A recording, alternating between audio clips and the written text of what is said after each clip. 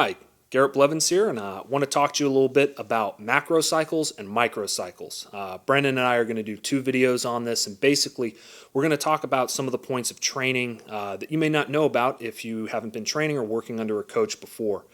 So basically, what a macrocycle is it is multiple blocks that build on one another. So you might be familiar if you've seen templates or if you've seen a program like Starting Strength or even to a degree 5-3-1.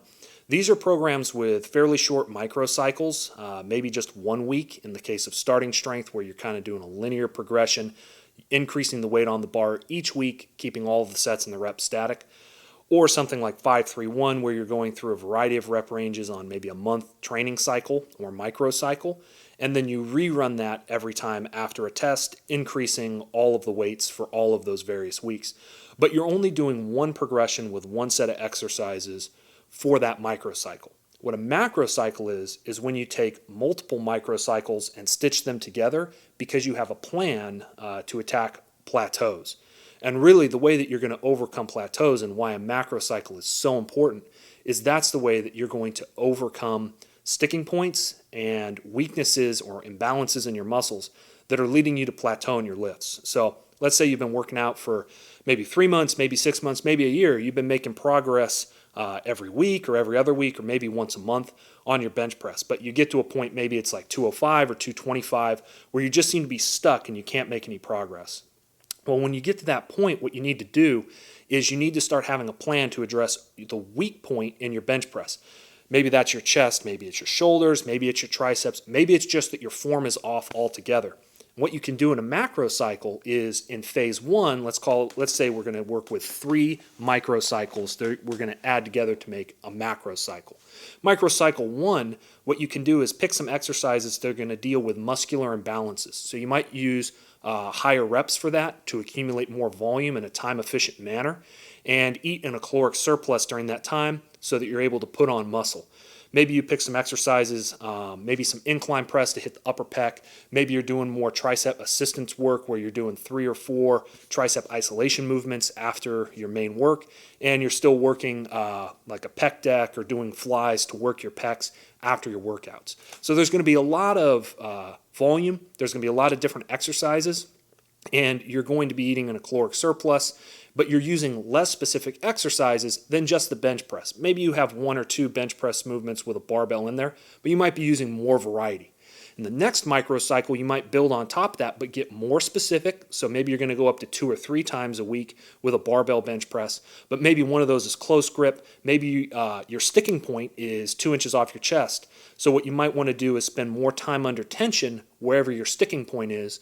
If you, for example, do a spoto press where you bring the bar down and you pause either right below or right at where your sticking point is, then you can reinforce the proper position neurologically so that your body is able to know what position to be in when you're pressing all the way through the full range of motion in the bench press. What that can do, it's the same thing like when you talk, you don't have to think about how to move your tongue or your mouth or your vocal cords, but they're all moving in complex movements to create sound that is understandable, language. Your body is the same way with all of your muscles, and if you repattern the right movements, you're not going to have to think about 50 different cues to have the right bench press. Instead, you're going to be able to do it automatically. And again, you can learn that by having a properly planned microcycle, which fits into a macrocycle plan. So let's say you have a little bit more specificity in that middle block, and then your third block, maybe of 4 weeks, is a peaking block, and you're going to do almost only competition bench, and maybe you'll have a variety of ranges of motion, but it would all be comp grip, no close grip. You would maybe have 1 or 2 days where you're doing a spoto press or maybe a block or a board press, and you would do that all the way up with lower and lower reps. Maybe you start with singles on one day, or maybe you do sets of 3 on weeks 1 and 2, and then 2 weeks of singles. There's tons of different ways to do it. That's where setting up your microcycle appropriately to your level of experience is important. But the point is, in that final microcycle, the third portion of the macrocycle, you're going to have the most specific to the exercise you want to test. You're going to have the most specific exercises, the lowest rep ranges, and the highest intensities. That's how you're going to break through those plateaus. And again, going back to our 225 bench press, you may be able to remax to where on the second week out from your last week, you might be doing 215 for 3 singles. And then the next week you're going to be testing and hit 235. And then you would rerun that entire 12-week cycle again. But after you do that test at the end, you're going to gain new information. Maybe your sticking point, instead of being low on your chest, maybe your sticking point with 235 was a little bit further up. And your pecs have strengthened, but you're going to need more front delt or medial delt or tricep strength to finish those reps. And that's where you need to replan your next macro cycle based on the information that you gained in your test. So that was a lot of information. Hopefully Brandon's figured out a way to write some stuff out to summarize those points. But this is why it's so important when you start getting to those places where you're not able to progress through on a simplistic template and you need weak point assessment to reinforce proper movement patterns, to deal with your specific weaknesses, because if you buy a static template, it may have a really good progression, but it's not going to know where your weaknesses are to specifically address those. And that's something that's very important to do when you're working at a higher level and you're dealing with those plateaus. It's where a lot of lifters get frustrated because they're putting in all this work, they're running these cycles that used to work for them, but they hit the same plateaus. That's when there's a weak link in the chain that is holding you back that you need to address. That's where a coach is really valuable. Coaches who are experienced and know what they're doing are going to be able to look at your maximal single attempts and know how to go back through in all of the various sections of your macro cycle and make microcycles that deal with specific weaknesses and build on each other so that you can break through that plateau at the right time.